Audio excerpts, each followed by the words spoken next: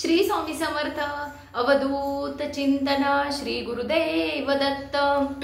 प्रथम आपल्या चॅनलमध्ये तुम्हा सर्वांचं खूप खूप मनापासून स्वागत आहे। तर बघा की आजच्या व्हिडिओमध्ये आपण आता धनतेरस किंवा दिवाळीपर्यंत समजा तर धनतेरसच्या दिवशी काय करतो आपण की सोनं चांदी ज्या काही मौल्यवान गोष्टी आहेत त्या खरेदी करतो। पण त्याच्याही पेक्षा महत्त्वाची कोणत्या अशा गोष्टी आहेत तर त्या आपल्याला खरेदी करायच्या आहेत किंवा मग दिवाळीच्या सणाची जी काही सुरुवात आहे तर ती कोणत्या गोष्टी खरेदी करून आपल्याला करायची आहे। खूप महत्त्वाच्या अशा त्या गोष्टी आहेत तर आपण ते आजच्या व्हिडिओमध्ये बघणार आहोत। तर बघा की धनतेरसचा दिवस तर असं म्हणतात की धनतेरसच्या दिवशी गुंजभर तरी सोनं खरेदी करावं। पण आजकाल तर बघा की सोन्याचे भाव अगदी म्हणजे लाख रुपयाच्या वरती गेलेले आहेत। तर आता सर्वसामान्यांना हे शक्य आहे का सोनं खरेदी करणं किंवा मग चांदी खरेदी करणं? मग काय करायचं आपण? तर बघा की असं काही नाही, ज्याची परिस्थिती आहे ना तर त्यांनी नक्की ह्या दिवशी 1 ग्रॅम तरी सोनं खरेदी करा। पण आता ज्यांची परिस्थिती नाही मग काय? तर बघा की माता लक्ष्मीला बाकीच्याही गोष्टी अशा आहेत की त्या खूप म्हणजे खूपच जास्त प्रिय आहेत। तर त्या गोष्टी कोणत्या तर आपण हे आजच्या व्हिडिओमध्ये हेच बघणार आहोत। तर बघा की आपल्याला सगळ्यात महत्त्वाची गोष्ट काय की आपण जेव्हा शॉपिंगला सुरुवात करतो तर आपलं काय असतं की आपले कपडे घ्या, साड्या घ्या, हे घ्या ते घ्या, बरोबर? पण असं नाही करायचं। सगळ्यात महत्त्वाची गोष्ट आणि काही जण हा नियम पाळतात की आपली जी काही शॉपिंगची सुरुवात आहे तर ती आपल्याला देवांच्या वस्त्रांनी करायची आहे। म्हणजे बघा की आपण देव्हाऱ्यामध्ये जे काही लाल वस्त्र अंथरतो बघा, मग त्याच्यावर आपण आपले देव ठेवतो, तर त्या वस्त्रांनी सुरुवात करायची आहे शॉपिंगची।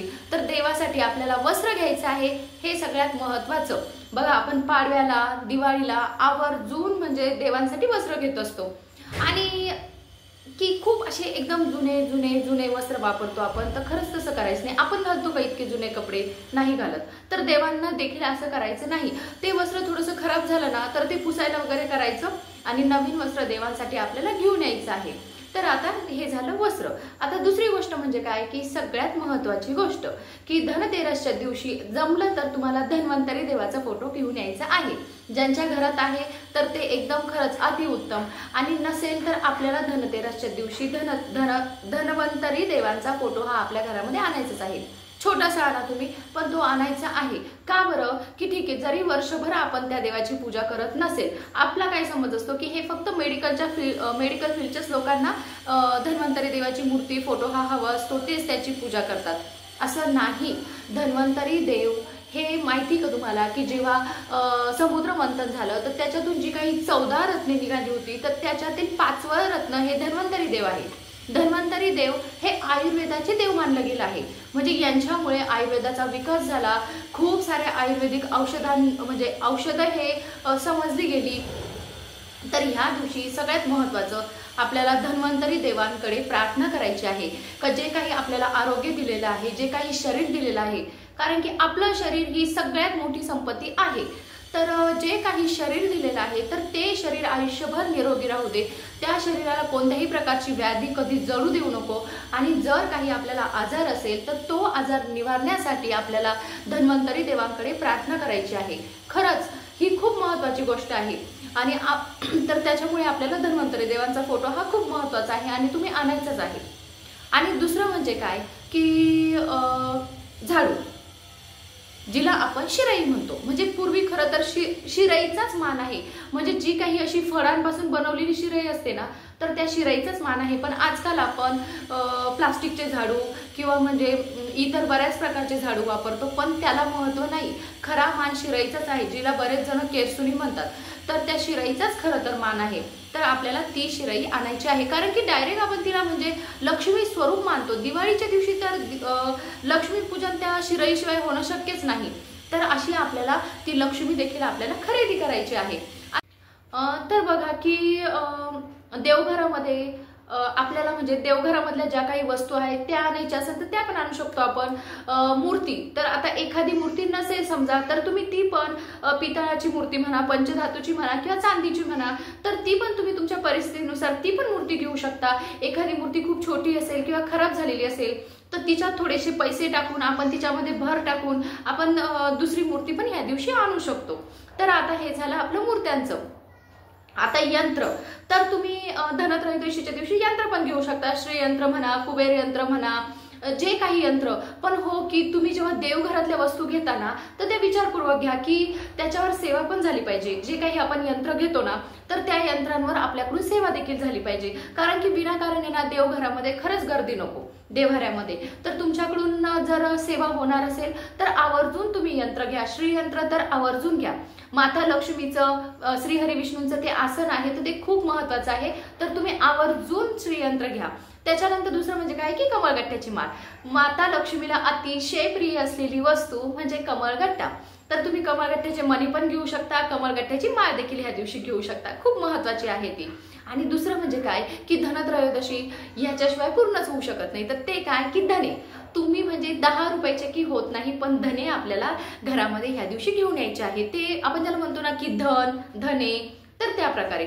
तर जे काही धने आहेत तर ते आपल्याला 10 रुपयाचे की होत नाही, पण आपल्याला ह्या दिवशी धने हे आवर्जून आणायचे आहे. आणि धने आणि गूळ हे पूजेमध्ये आपल्याला ठेवायचेच आहे. तर आता की बघा की कवड्या, गोमती चक्र, तर हे पण माता लक्ष्मीला खूप प्रिय आहे. आणि हे काही जे आहे ना कवड्या, गोमती चक्र, तर हे आपल्याला लक्ष्मीपूजनाच्या दिवशी आपल्याला ह्या वस्तू लागत असतात. तर आपण हे जे काही कवड्या आहेत, गोमती चक्र आहे, तर ह्या गोष्टी पण आपण शक्य असेल तर आपण घेऊन यायच्या आहेत. आता बघा की दुसरी महत्वाची गोष्ट काय, मीठ. बघा की आपण लक्ष्मीपूजनाच्या दिवशी मीठ पण ठेवत असतो, तर आपल्याला मीठ पण ह्या दिवशी घेऊन यायचं आहे. त्याच्यानंतर तूप. माता लक्ष्मीला अतिशय प्रिय असलेली गोष्ट म्हणजे तूप. कारण की बघा की गाईच्या पोटात 33 कोटी देव आहे. अशा गाईपासून हे आपल्याला दूध मिळतं, ह्या दुधापासूनच तूप बनवलं जातं. तर म्हणून माता लक्ष्मीला तूप हे अतिशय प्रिय आहे. आणि आपल्याला ह्या दिवशी तूप हे म्हणजे तुम्हाला जर शक्य असेल तर गाईचं तूप आपल्याला घरामध्ये आणायचं आहे. आता या सगळ्या गोष्टी तुमच्या परिस्थितीवर डिपेंड करता. तुमची परिस्थिती असेल तर तुम्ही खरंच ह्या वस्तू घेऊन या. त्याच्यानंतर बघा की तांदूळ. तर तांदूळ पण आपल्याला ह्या दिवशी घेऊन यायचे आहेत. बघा की तांदळाशिवाय सुद्धा पूजा शक्य नाही. म्हणजे आपल्याला पूजेमध्ये तांदूळ हे खूप गरजेचे असतात. तर आपल्याला तांदूळ पण घेऊन यायचे आहे. की आता बघा की खूप जणांना आहे ना खूप महत्वाचा प्रश्न आहे की हा प्रश्न पडतो तो कोणता की आता आपण म्हणजे खरेदी करत आहोत आणि आपल्याला जर मासिक धर्म आलेला असेल, पिरियड्स आलेला असेल, तर ह्या जो काही 6 दिवसांचा कालावधी आहे तर याच्यामध्ये ह्या सगळ्या गोष्टींची खरेदी करावी की नाही करावी हा प्रश्न खूप जणांना पडतो. आणि हा प्रॉब्लेम खूप जणांचाही असेल मे बी. तर मग काय करायचं आहे, तर बघा की शक्यतो ह्या देवाच्या वस्तू आहेत सगळ्या, तर ह्या म्हणजे जो काही 6 दिवसांचा कालावधी आहे तर याच्यामध्ये ह्या खरेदी करू नये. कारण की तुम्ही बघा मूर्ती पण आणू शकत नाही, यंत्र देखील आपण आणू शकत नाही. आणि हे जे काही जी काही आपली लक्ष्मी म्हणजे जी काही शिराई आहे तर ह्या कसं आहे की सगळ्या आपल्याला पूजेमध्ये लागणाऱ्या गोष्टी आहेत, तर आपण ह्या नाही आणू शकत. तर तुम्ही घरातले जे काही दुसरे व्यक्ती असेल, कोणी मिस्टर असेल किंवा दुसरे कोणी पण असेल, तर तुम्ही घरातील इतर व्यक्तींना जरी ह्या पूजेच्या ज्या काही वस्तू आहेत तर त्या आणायला सांगितल्या तरी देखील चालेल.